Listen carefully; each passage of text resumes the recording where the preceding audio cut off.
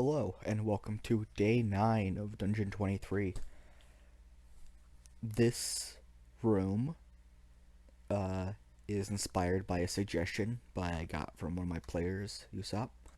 And it's a very small little room, more so of kind of like a joke.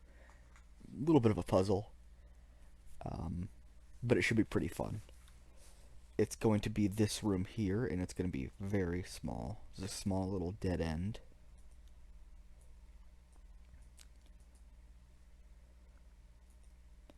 And inside are going to be some goblins.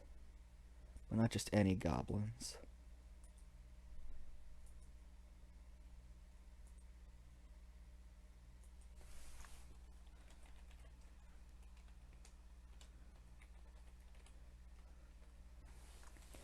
These are going to be chest goblins.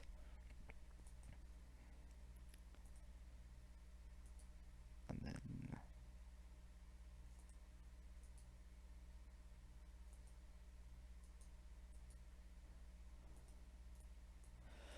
now, why are they called chest goblins? It is because the 3 goblins in this room are trying to play dragon chess, which is a 2-person game. But there's 3 of them. They don't know how to play dragon chess. But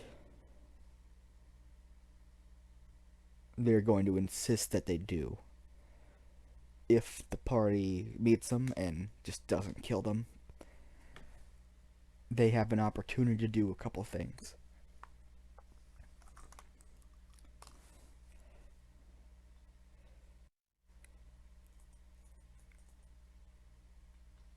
If the party manages to make a good persuasion roll,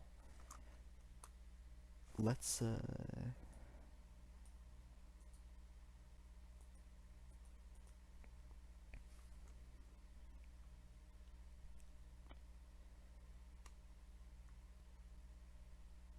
then they could possibly teach the goblins how to play the chess game correctly.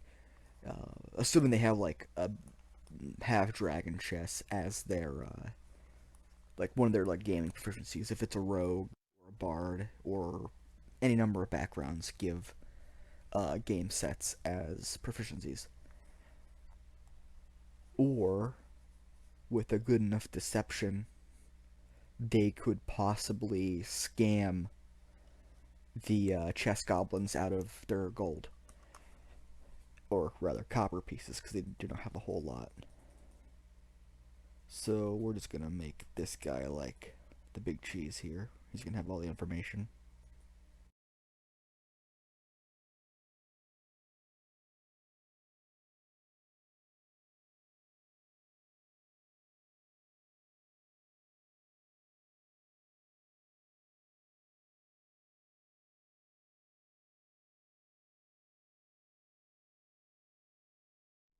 It's going to be a charisma deception skill versus their insight, and it's going to be a +2 on account of the fact that, well, goblins aren't very wise, but there's 3 of them here to like kind of put it all together. To basically like say, oh yeah, we know how to play this game, and you basically just use like your deception and like your, oh, you didn't know that rule, well, this is how this goes, and that kind of like, you know how in that one episode of Friends where they're like playing the fake card game just because the guy wants to give them money? It's like that, only it's goblins and it's actually funny. And it's only going to be like 4d6 copper pieces at most. They don't have a whole lot of money, but it's some.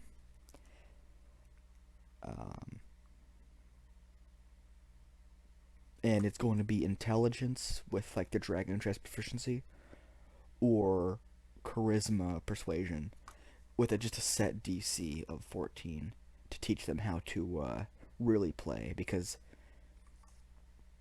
they're not the brightest. They're goblins. And the DC is that like you have to like try to figure out how to like teach these guys to be you have to kind of teach these guys and kind of work with them.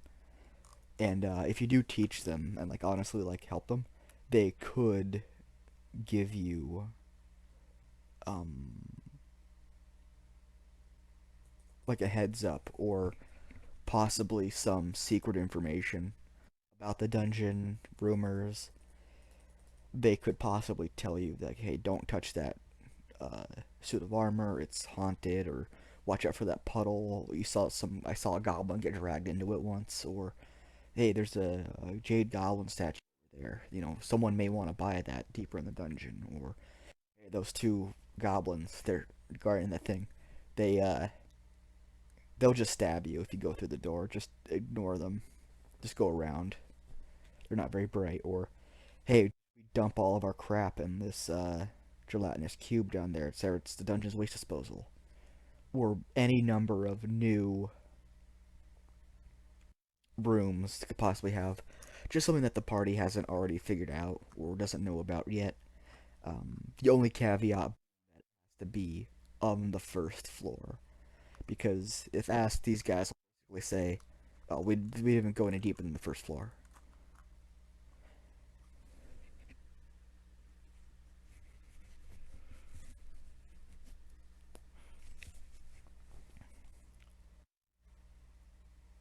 It should also be stated that it's not the only two things.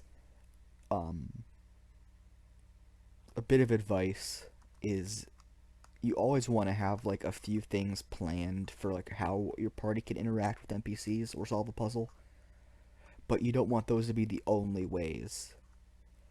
If you have an NPC that's like a king or a captain of the guard, and you could say, "Oh, you could plan for them to persuade them to join or deceive them into thinking there's something wrong," but that shouldn't be the only thing. People should have skills and proficiencies and spells and uh, backgrounds and other things of that nature to assist them, because otherwise they wouldn't have taken those things if they didn't think they would help.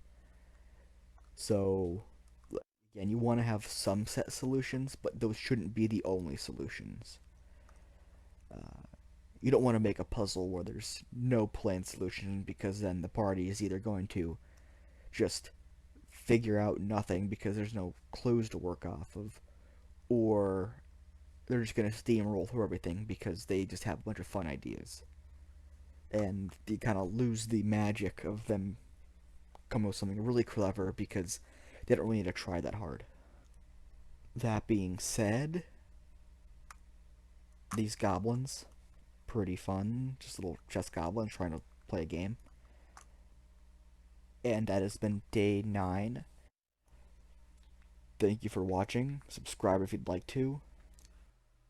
And I apologize for the poor quality because it is not going to improve.